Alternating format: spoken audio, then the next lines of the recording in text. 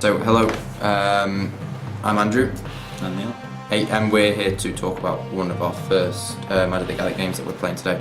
And this game is between Neil and Joe. Neil, do you want to talk about the deck that you played to start with while we've got time before the game starts? Sure thing. My deck is a mono white angel deck, basically specialising in stalling around the start of the game until around mid to late game when I can bring out some of my heavy hitters such as Baneslayer Angel or even Avacyn Angel of Hope. To compensate for my quite weak early game, I have some cheaper cards like Gideon's Lawkeeper for some stalling material, and I'm rolling with 3 Serra Avengers to just for cheap and actually quite powerful attackers. The downside is I can only play these on my 4th turn, but usually by then not much has happened unless I'm facing someone with red or someone who's rushing me. But even then, I also run with 2 white knights and a few things to buff them. So I have Call to Serve to give them a nice +1/+2 flying an angel, sentiment of an angel, and a few pacifisms, a few curse breaks to combat against any enchantments, as well as giving me back some life. Yeah. Obviously, I have substantial life gain once Baneslayers get out. And then I have just a few things dotted around, so I have Safe Passage and Soul Parry to prevent combat damage, which is always nice. There's always use for those. And then I have some random cards like Builder's Blessing, which is a permanent enchantment that gives all my creatures who aren't tapped +0/+2, which again, since a lot of my cards have vigilance, and it's a very decent buff.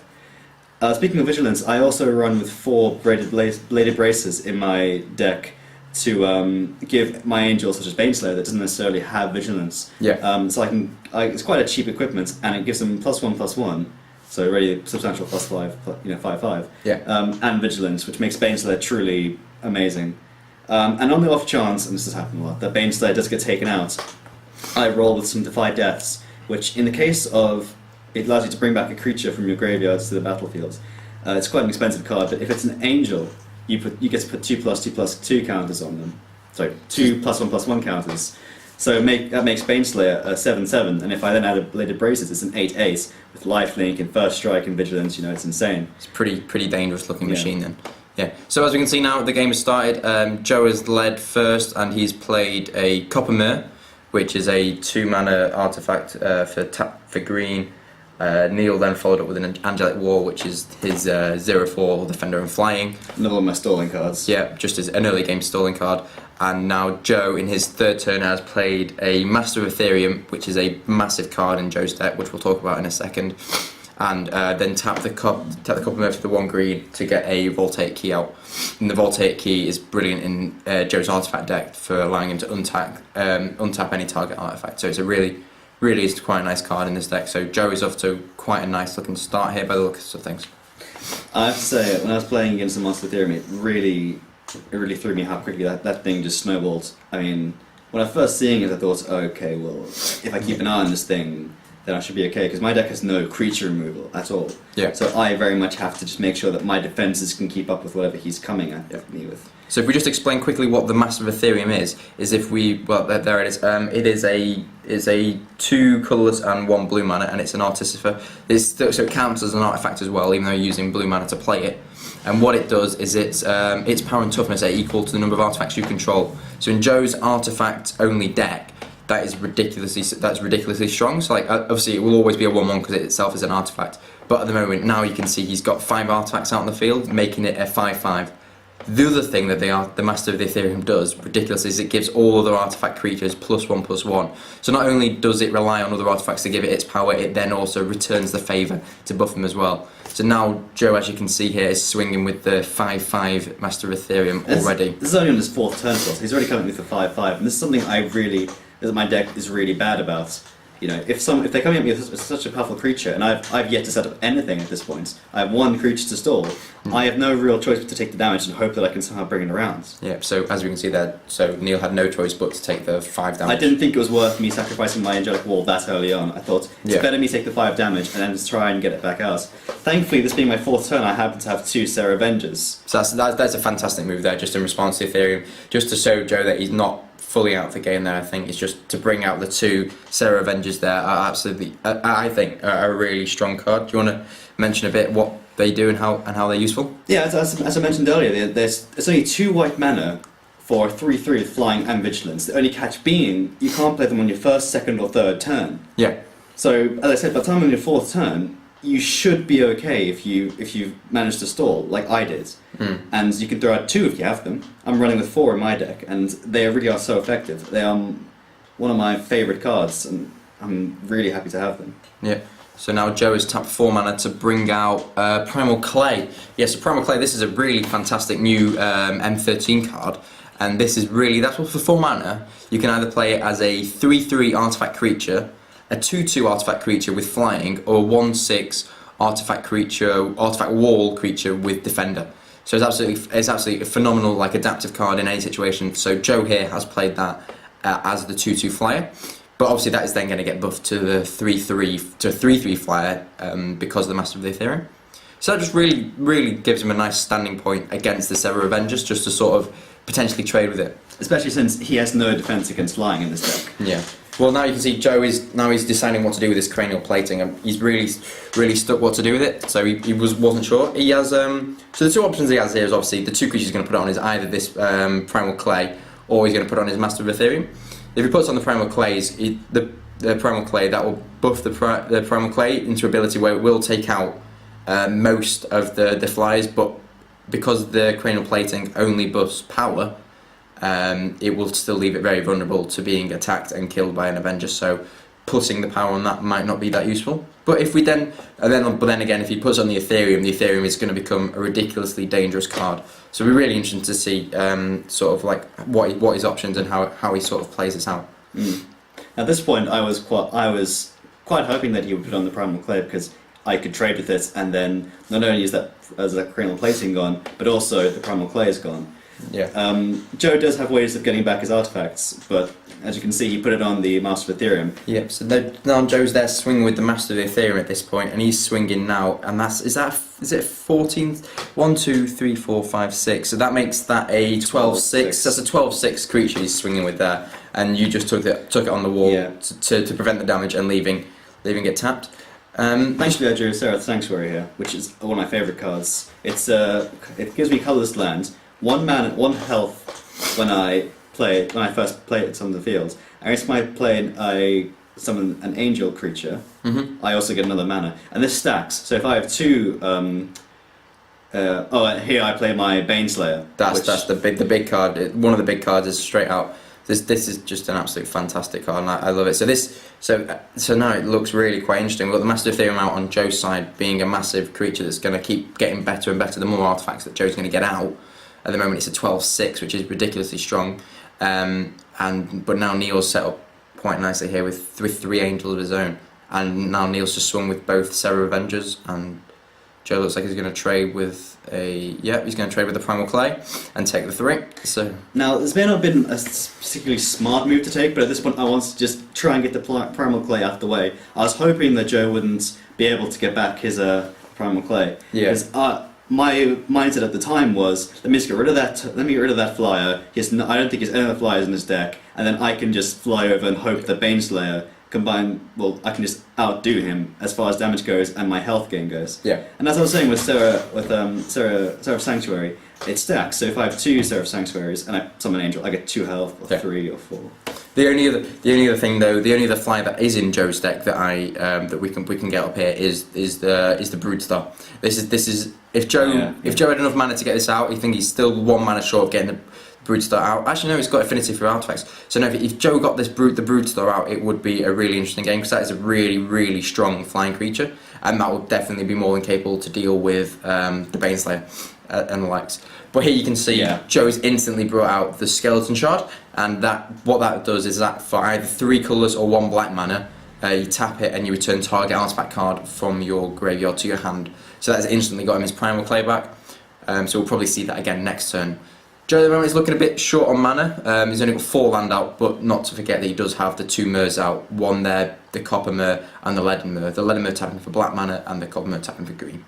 So here I decided to take the damage. I decided I'll take a gamble, I'll take the 12, and here he uses Volta Key to untap it, which doesn't really matter in this case because he can't defend against my flyers. But I thought, I'm going to take a gamble, maybe I'll be able to pull something out of this and somehow turn this around. Yeah. So it's a very brave move that, to go from 17-17 there, as we see, down all the way down to 17-5. That's an absolute ridiculous swing in mana. So we'll have to. So obviously it's ridiculous. So what sort of cards were you hoping to draw in this situation? What sort of stuff were you looking? Like a Defy Death or something, or just maybe a Safe Passage. But thankfully I drew a second Baneslayer. Yeah, that's good. So this really helped me because now. So it's pretty much game back on. So he's gained the one life again for the Seraph Sanctuary, being another angel on the field, and now double Baneslayer and the Avenger. It's looking a little less stable now for Joe, even though he's massively ahead. He's 11 head here on life, and the Ethereum is still ridiculously strong. It's still a 12-6 in this situation. So this is absolute crazy. And so you hit. So I swung with both. So you swing with the Avenger and the Baneslayer.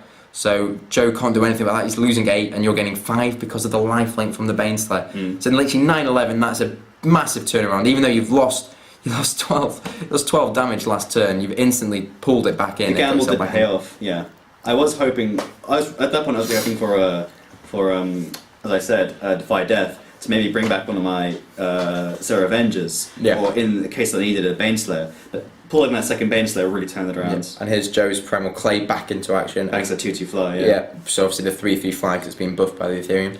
The one thing that would have happened differently if Joe had, thinking back to the very start of the game, if he hadn't played the Cranial Plating on the Ethereum and he had played it on the Primal Clay, it would have allowed him to have a lot more manoeuvrability with the Cranial Plating, because as it also has an equip cost for 1, it all has 2 black mana you can attach it. So obviously attach you can do it any time, as sort of like just to help take things out. So if he had that available, he would have been able to take out one of the Baneslayers when they're attacking, because obviously his Ethereum doesn't fly.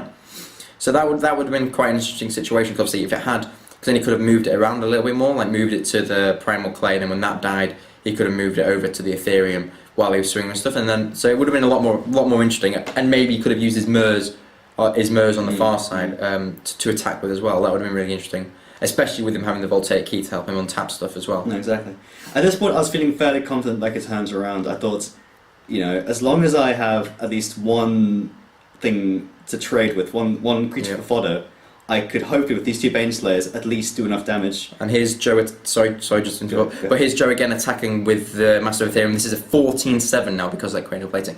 This is a ridiculously strong amount of power. So the 2 options that you have here is you either let it go through, you take it on the Baneslayer, and you gain the 5 life and prevent it, so you're still going to be helped out there.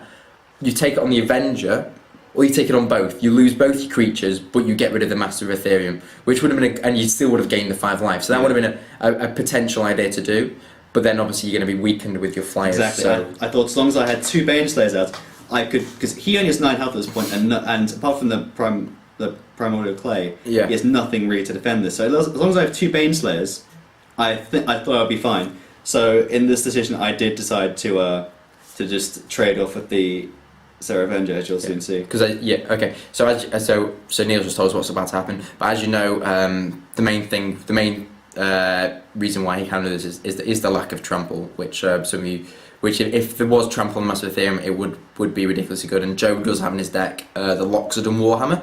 If he had got that out in this game, it would have been very, very difficult for Neil to deal with that Master of Ethereum. I wouldn't have lasted this long. The Loxodon Warhammer basically is a +3/+0 to the creature and gives it lifelink and trample. So a 14-7 creature it'd be 17-7 creature with the Loxodon Warhammer with lifelink and trample it would be very quickly game over because there wouldn't be much able to stop it, and they will be forced to commit a lot of strong things to try and deal with it. Exactly. And it'd still be taking damage. It would just snowball out of control so quickly. Yeah, it would have been a very tricky thing. So Neil's still here.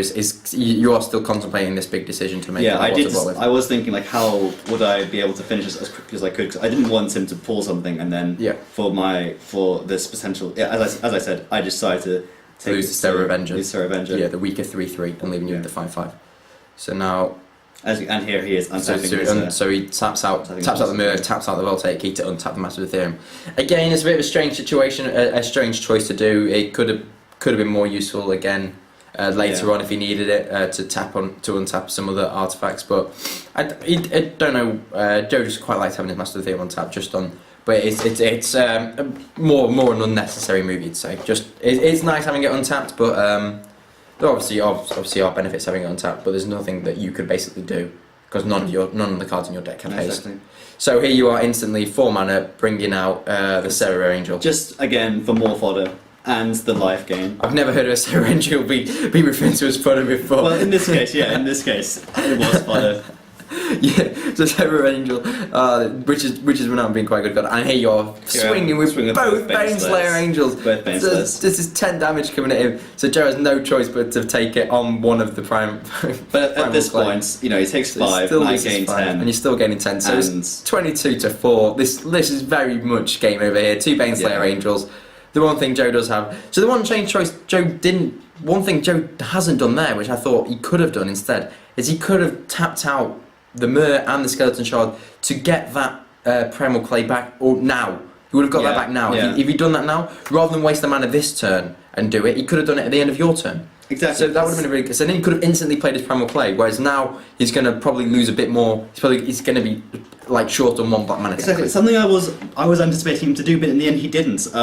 I was quite worried about that because I thought, then he would just turn the stalling against me. Yeah. And in the long run, it would be in his favour. Yeah. Because he knows he's just going to keep building more and more artifacts and buffing it. Whereas I, on the other hand, may start drawing poorly. Yeah. But at this point, it definitely does. I think Joe is definitely struggling to think of what he can do. Yeah. His Ethereum is obviously this situation is just going to get blocked out the Sarah Angel. I can see you happily using the Sarah Angel with the Ethereum to attack. Yeah. There's not much that Joe can pull here. The only thing he could pull that would really save him, as I said before, would be that Warhammer. If he got that Warhammer out, because he's still very short on the mana, he's still stuck on 6 mana. He's been stuck on 6 mana since very early in the game, and he's still not got any of his artifact land in there, which he does have in there. He does have the artifact land, which would then in turn give him some mana, more mana, and buff his Ethereum again. So now, as you see, Joe has done that move. But he has wasted potentially 1 extra mana, and by probably tapping out the Myr. And he would still have his the Skeleton Shard, untapped. So now Joe's got his Primal Clay back again as a 2/2 flyer, so that will deal with one of the Baneslayers, but it's not enough to save his game. So pretty much next turn this is game over unless Joe has anything for 1 mana, which I very much doubt in this deck. Very much doubt it. But yeah, I don't think what are Joe's 1 mana cards he's got in here. I think they are literally just the Voltaic Keys, I think. The Voltaic Key, I think it's his only 1 mana artifact, yeah. Yeah, I think that is the only one he's got instead. Just having a look at the deck list now. Yeah, that is basically all he could have got is another Voltaic Key. So here he's decided to attack with both Ironma and Master of Ethereum, which he actually decides against in the end, and we allowed it. Yeah, but, basically, I think Joe knew he'd lost the game, so he's just basically trying to go out with do 1 more damage than he'd done before. So basically. You untap, you lose Sarah Angel, untap the 2 Baneslayers, and this is pretty much game. Yeah. But obviously you just play it out. Just play out the turn, Yeah, so you're tapping. It's about 3 mana to play Emancipation Angel. Yeah, Emancipation Angel. I do quite like that card. I played that card before. Permanence. Yeah, so it's 3 mana to pick up. And you have to pick up play the Emancipation Angel. Then you pick up Seraph Sanctuary. You put Seraph Sanctuary back down, and you gain another life. So you've pretty much gained 2 life there playing the Emancipation Angel. Emancipation Angel is quite nice, obviously, because if you pick up and play down, that includes your land cards and stuff like that. So obviously he is very capable. To gain his life, and that's game there. So that's it's 10. Now you see, you may have noticed I was counting my mana earlier. That's because I actually was holding Avacyn for quite some time. Yeah. Avacyn being a card I picked up a short while ago, and I've seen it probably is the strongest card in your deck by far. By far. Just not only is it an 8/8, it's 8 mana, so that's a lot. But you know, I'm running quite a lot of mana in my deck. An 8/8 with flying and vigilance, and also it makes itself and all my permanents indestructible. Which is a ridiculous thing. Yeah. So those of you who don't know the indestructible rule, but I'm guessing a lot of you will, the indestructible basically. What do you want to talk about it? Do you want to mention? From my knowledge, indestructible means that it cannot be killed or removed unless you reduce its toughness to 0. Yeah, but I think that's basically so effects that say that the creature is destroyed. Or basically, the creature is destroyed don't happen. So basically, it can take as much damage as it wants and it won't die. But as before, if it's tough, as with any creature, if its toughness is still reduced to 0, that is game over. So so like if as soon as it goes to 0, so like infect counters would still affect it. So like enough effect counters would still get rid of it. There are other cards that will allow you to get down to 0. The other way to deal with indestructible cards is obviously to use the exile mechanic. That's quite or an unsummon will also work. Yeah, exactly. So when I said remove, I was wrong there. Like, you can unsummon an indestructible card. Yeah, exactly. So there are many ways to get around it. If you have a friend that's playing with some indestructible cards, one of the most common ones is probably the Darksteel Myr, which Joe has one in his deck, which is 3 mana for a 0/1 indestructible creature. It's a very It's a very nice blocker in most stages of the game. Because obviously, the only thing then is it's quite weak to. But then obviously, if they are playing with that and you are playing a blue deck, the one card to look at getting is possibly a Twisted Image, which basically switches target creatures' power and toughness, and you get to draw a card as well. So that would basically make its toughness then 0, and its power 1, so killing it outright. So and you then get to draw a card.